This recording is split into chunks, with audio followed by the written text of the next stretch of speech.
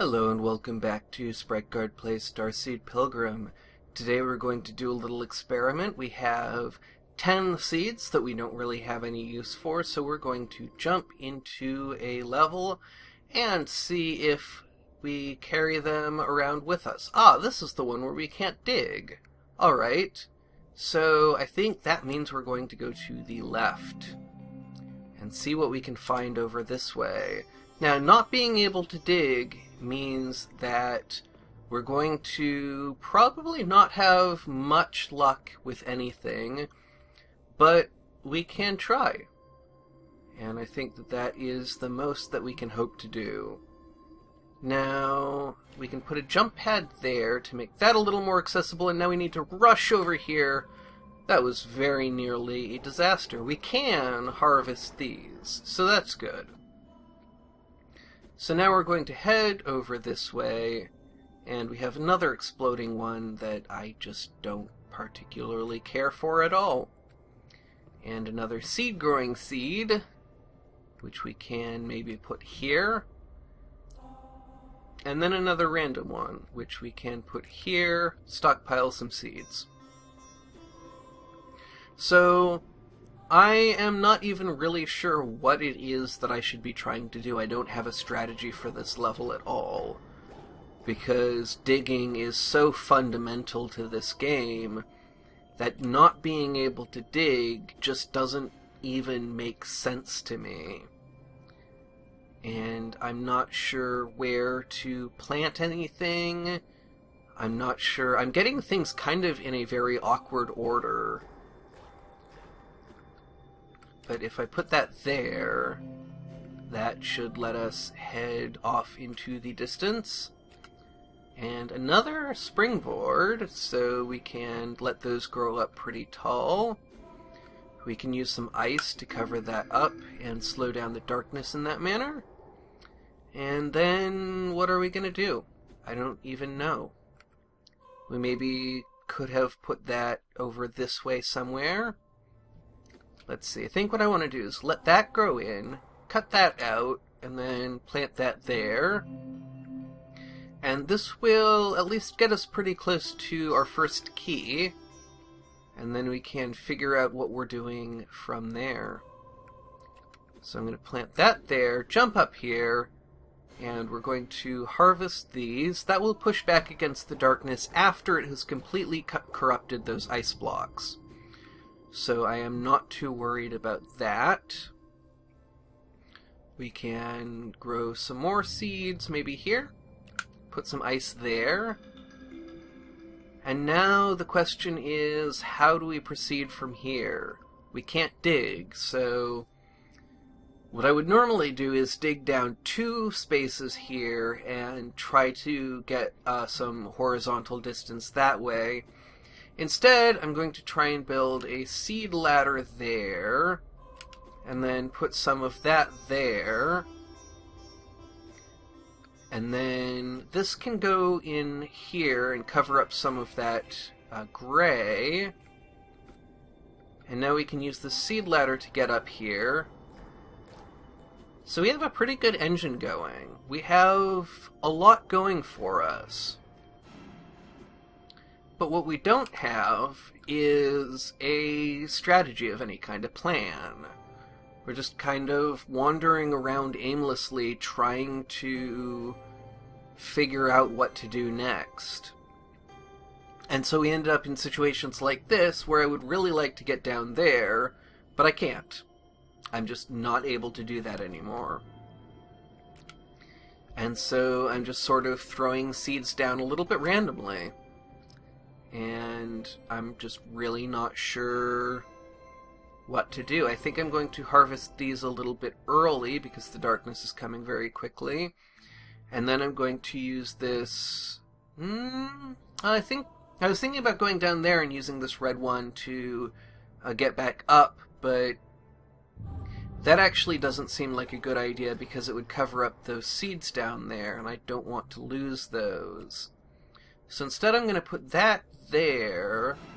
This should go sideways. Yes. But okay, managed to get around there. That was a pretty tricky jump.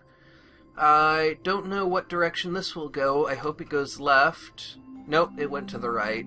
If I'd put it one block lower, it would have absolutely gone to the right, but because I wanted to go to the left, I decided it was worth trying to risk it.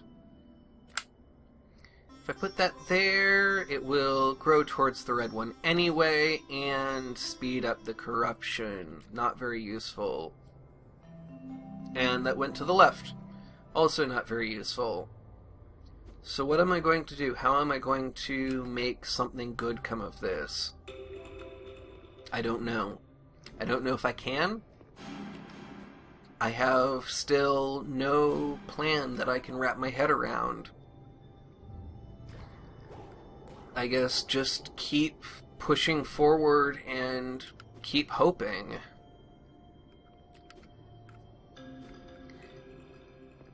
I feel like a lot of times in games when they really dramatically change the rules like this, it leaves me feeling sort of uncertain, out of sorts, and I never really learned how to deal with that. So I think that that's one thing that I always look for in games is I find games are a very useful way to learn about my emotions and learn how to control them better.